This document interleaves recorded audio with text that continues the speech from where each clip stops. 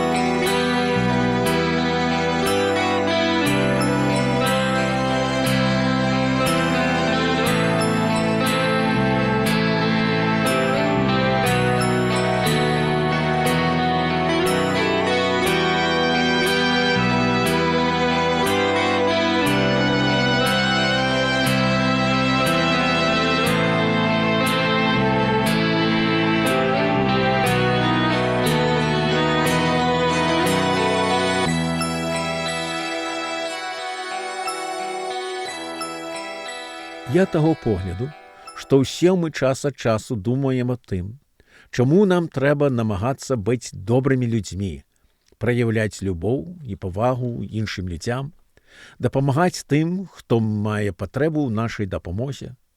Усё гэта згодна з патрабаваннямі Божага закону. Біблія адкрывае нам прычыну, чаму нам трэба паводзіць сябе з любоўю да іншых, згодна з Божою волею? У посланні до Габреїв сказано так. «Імкнітеся до супокою з усіми і до святості, без якої ніхто не убачить Господа». У різних місцях повідомляється, як нам треба проявляти тую святость, що ми отримуємо від Господа. Тут мається на увазі тое, як ми ставимося до Бога і інших людей, що починається з наших думок, а після виявляється учинками. Одно ясно для всіх нас. Менавіта тое, што ўсе мы своечасова пакінем зямное жыццё і перайдзем у замагільнае жыццё з яго адпаведнымі вынікамі. У Бібліі тут і там прыгадваецца, што нам трэба рыхтавацца да сустрэчы з Господам, пакуль мы тут на зямлі. Это значыць, што трэба перш за ўсё увераваць у Хрыста, атрымаць Духа Святога і жыць прыкладным жыццём згодна з Божымі запаведзямі. Ці мы звяртаем увагу на папярэджванне, што трэба думаць аб будучым і рабіць усё магчымае са свайго боку для радаснай сустрэчы з Господам пасля нашага адыходу з гэтай зямлі. Цікавы прыклад мы заўважаем у жыцці апостола Павла. У пачатку яго звалі Саулам, старца, і ў той час ён лічыў сябе руплівым Божым слугою і апантанна пераследаваў першых паслядоўнікаў Ісуса Хрыста. Ён лічыў, што гэтым чынам выконвае Божью волю, але Христос спыніў яго на дарозе ў Дамаск і загадаў яму перастаць пераследаваць паслядоўнікаў Христовых. Тая ж нечаканая сустрэча з Христом перавярнула ягонае мышленне. Ён пераканаўся ў праўдзівасці Христа і ягоных паслядоўнікаў, таму і сам стаўся моцным і руплівым паслядоўнікам Христа. Пазней апостол Павел запісаў такія словы пра Христову міласэрнасць, праяўленую яму. «Я дзякую Христу Ісусу Господу нашаму, які ўмацаваў мяне, што Ён палічыў мяне верным, паставіўшы на служэнне мяне, які раней блюзніў і пераследаваў і крыўдзіў, але памілаваны, бо рабіў гэта, не ведаючы ў нявер'і. І ласка Господа нашага памножылася разам з вераю і любоўю ў Христе Ісусе. Вернае слова і ўсякага прыняцця вартае, што Христос Ісус прыйшоў у свет збавіць грэшнікаў, з якіх я першы, але дзеля таго я памілаваны, каб Ісус Христос ува мне першым з'явіў усю доўгацярплівасць, напрыклад, тым, хто паверыць у яго для вечнага жыцця». І да чаго быў пакліканы апостол Павел? Да новага, зусім змененага спосабу жыцця, да пабожнага жыцця, згодна з прынцыпамі Божага закону. І хоць большасць нас, сённяшніх вернікаў, такога радыкальнага паклікання ад Бога не перажылі, як апостол Павел, Слово Господне паклікала кожнага з нас паасобку, і мы яго пачулі, ды адказалі паслухмянасцю Господу.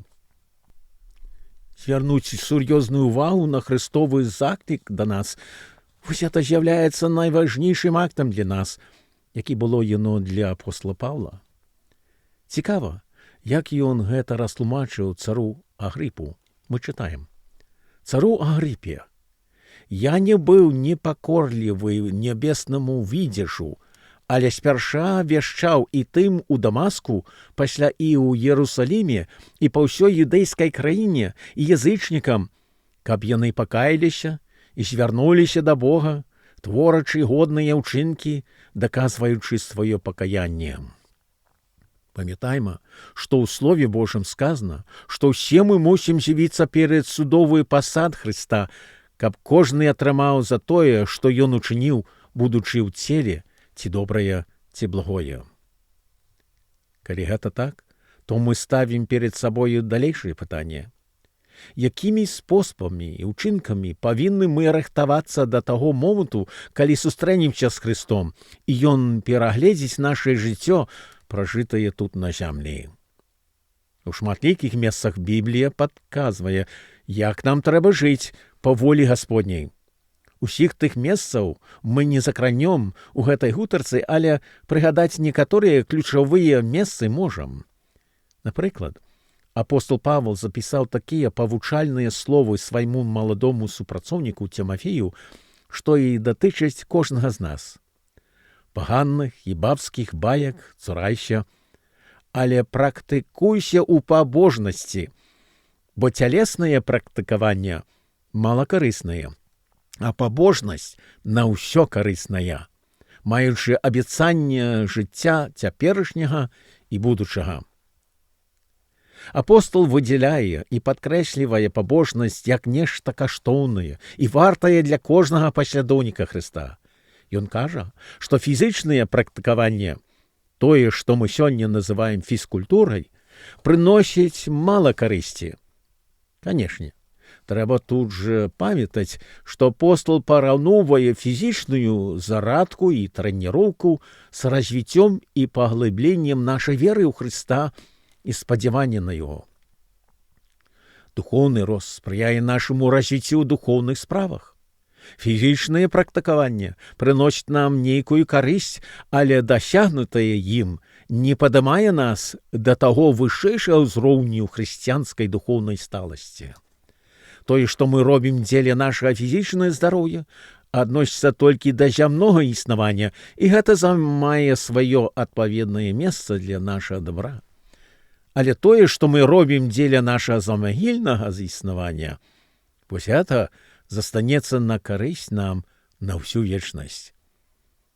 І калі гэта так, то ці ж неразумней думаць пра сваю будучыню, чым толькі пра цяперашняе існаванне? Біблія адказвае, што трэба больш думаць аб нашым будучым духоўным стане, чым аб цяперашнім фізічным.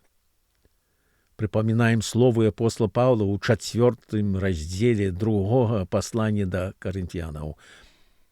Ведаючы, што той, хто ўваскрэсіў Господа Ісуса, уваскрэсіць праз Ісуса і нас, ды паставіць разам з вамі, дзеля гэтага мы не журымся. Але калі наш вонкавы чалавек знішчаецца, дык унутраны дзень пры дні абнаўляецца, бо гэты кароценькі лёгкі прагнёт наш робіць яшчэ большае і большае вагу славы вечнае для нас, якія глядзяць не на бачнае, але на нябачнае, бо бачнае часовае, а нябачнае вечнае. Гэта ўсё паказвае, што пасля наша навярнення да Хрыста мы павінны ўзрастаць у пабожнасці. Але што такое пабожнасць і як яе растлумачыць? Ужо з самага пачатку Біблія перадае нам першыя намёкі аб тым, у чым заключаецца пабожнасць. У 5 раздзеле кнігі «Быццё» расказваецца пра Эноха, бацьку Метушаляха. Сказана сціпла і змястоўна, што хадзіў Энох з Богам па нараджэнні Метушаляха. Аўтар кнігі «Быццё» Майсей двойчы кажа, што Энох хадзіў з Богам. І цікава адзначыць, што ў новазапаветным пасланні да габрэяў аўтар прыгадвае Эноха, але крыху з іншага пункту гледжання, кажучы, што Энох спадабаўся Богу. І відаць у тым сэнсе, што ён Бога задавольваў сваёю паслухмянасцю. Тут жа мы ўжо заўважаем два аспекты, звязаныя з паняццем пабожнасці. Энох хадзіў з Богам і задавольваў яго. З гэтай я разумею, што Бог займаў найвышэйшае месца ў сарцы і думках Эноха. Думаецца, што Энох заставаўся ў блізкіх стасунках з Богам і быў схільным да яго пры ўсіх рашэннях і дзеях зямнога жыцця. Заставацца ў блізкай лучнасці з Богам, яго слухацца і прыхіляцца да яго. Вось тут жа ўжо мы маем асноўнае тлумачэнне тэрміна пабожнасці.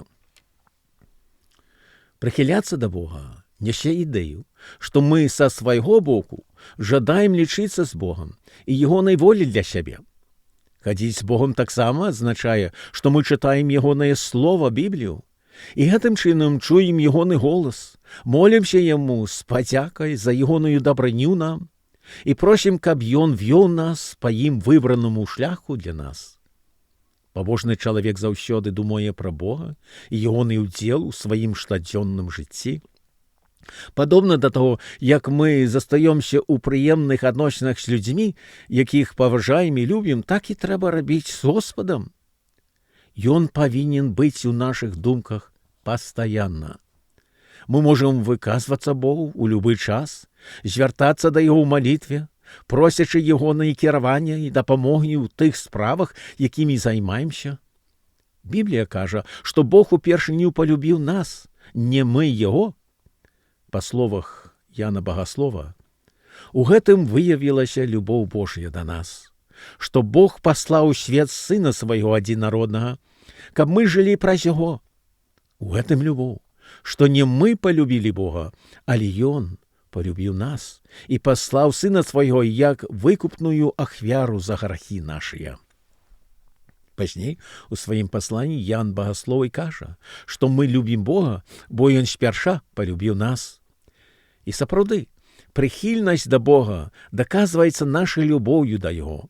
Калі мы моцна любім Господа, то застаёмся адкрытымі да ягонага кіравання і падмацоўвання ў штодзённым жыцці.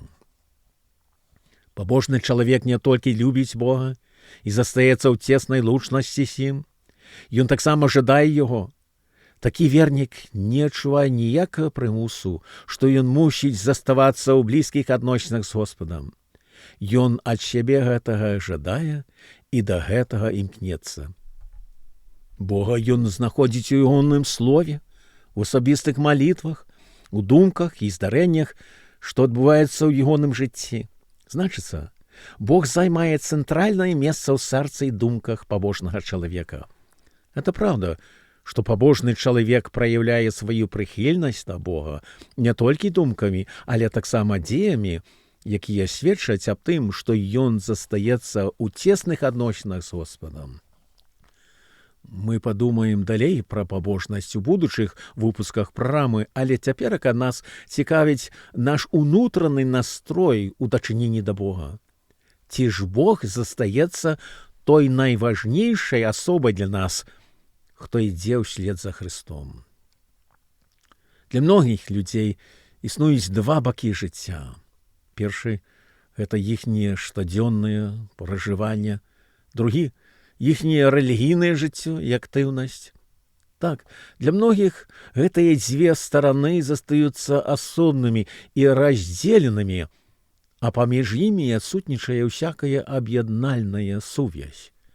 Ці так яно павінна быць? Зразумела, не. Бог павінен пастаянна заставацца ў нашых думках і незалежна ад таго, дзе мы знаходзімся і чым займаемся. Памятайма, што сапраўднае хрысціянскае жыццё заключаецца ў блізкім знаёмстве з Богам Айцом і Христом праз Духа Святога.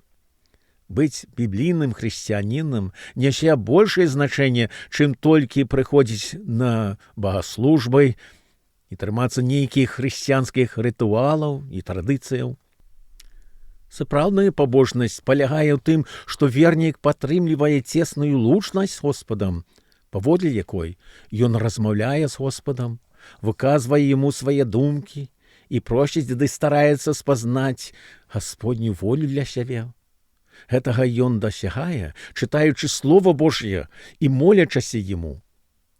Калі працягваем заставацца ў блізкіх адносінах з Богам і Христом, то гэта ўплывовае на нашыя разважанні, рашэнні і дзеі. Вось з гэтага пачынаецца сапраўдная пабожнасць. Ці ж яно ўсё бачна ў нашых жыццях, браты і сёстры ў Христе? Спадзяюся, што так. А калі не, то давайце вернемся да Бога і Христа і пачнём ізноў хадзіць з Богам, як было сказана пра Еноха.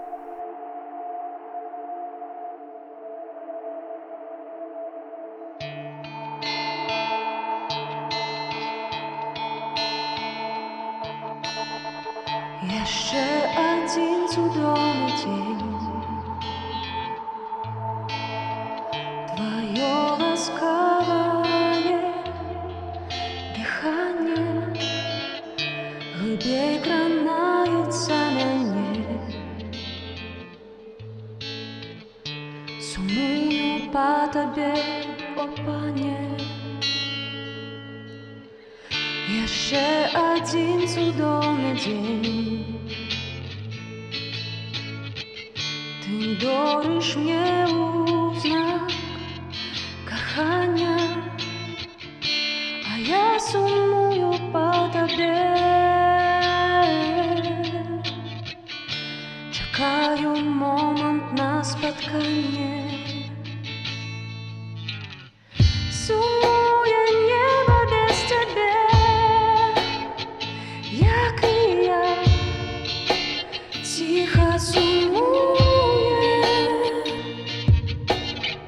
Восторге неба не крыжує Ciebie, a ja кожен момент крыжую, гляджу на руки, что скрижать мяне. Jeszcze mocniej przytulaють, шукаю, Боже, Ciebie.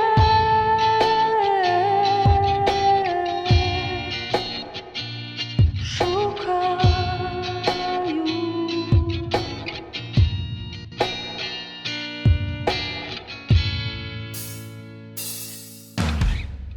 Jeszcze один cudowny dzień. Ty dorysz mnie u znak kochania, глибей кранается mnie. Твое ласкавое дыхание. Шукаю сенс життя повсюди, зі серця б'ється неугомонно. Счастливым быть тут без Тебя. Я не могу, я не жадаю. Сумує небо без Тебе, як і я. Тихо сумує. Восторге неба не крыжує Ciebie, а я кожний момент крыжую. Прошу, каб крили мне дав і знуку, їх раптом губляю. Шукаю, Боже, Ciebie.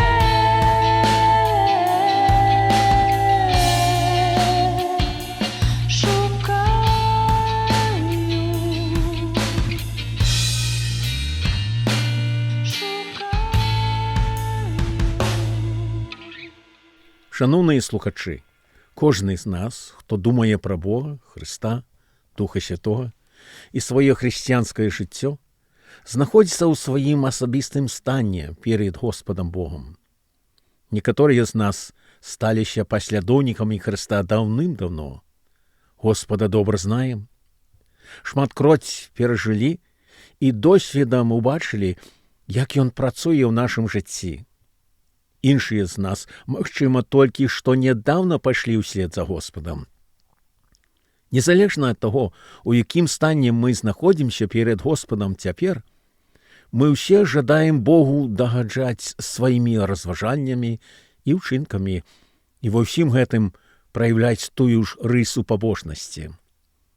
Давайте попросім у Господа той мудрасці, каб далей развівацца ў праўдзівай святасці і пабожнасці. Літасцівы Божа, мы пачулі сёння пра тое, як Ты ператварыў Саўла старца у апостола Паўла. Таксама стагоддзямі таму назад старажытны Энох хадзіў з Табою і слухаўся Цябе. І за тое, як сказано ў Тваім слове, ён смерці не спазнаў, а Ты ўзяў яго да сябе. Гэтыя ж мужы Божыя сапраўды служаць класнымі прыкладамі для людзей, якіх Ты, Господзе, жадаеш і шукаеш. Мы пачулі сёння што без міру, святасці і пабожнасці ніхто з нас цябе не ўбачыць. Мы просім тваёй мудрасці і здольнасці трымаць сябе ў тваёй чысціні як перед табою, так і перед іншымі людзьмі.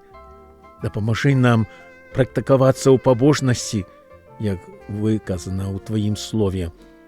Кожны з нас, тваіх вернікаў, перажывае цяжкасці, і часамі становіцца надта цяжка праяўляць тваю святасць і пабожнасць, бо мы закранутыя сваёй себялюбнасцю і самакіраваннем. Мы ўсе эгоістычныя ў нейкай ступені і маем патрэбу ў тваёй міласарнасці, ў дапамозе, каб не ставацца гэтым рысам характару. Дапамажы нам перамагаць над сваімі грэшнымі памкненнямі, Господзе Божа. Наша поўная надзея застаецца на цябе, тому і просім твайго далейшае кіравання намі і духоўнага падмацоўвання, каб тое, што мы чытаем у тваім слове, выконвалася ў нашых душах і жыццях.